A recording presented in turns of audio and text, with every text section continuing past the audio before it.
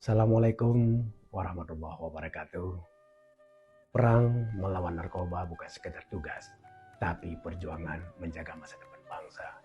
Dan hari ini, Polres Gaya Luwus menunjukkan semangat itu nyata.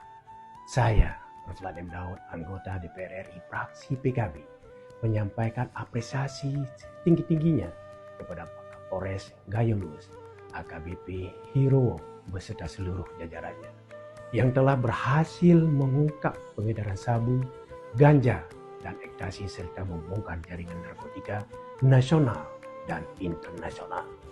Keberhasilan ini bukan hanya bukti ketegasan aparat, tetapi juga komitmen moral untuk menyelamatkan generasi bangsa. Langkah ini sejalan dengan cita-cita Presiden Prabowo Subianto serta arahan khusus Kapolda Aceh dalam menuntaskan pemberantasan narkotika hingga ke akar-akarnya. Kepada seluruh jajaran Polres Gaya Luwus, teruslah menjadi garda terdepan dalam menjaga marwah bangsa.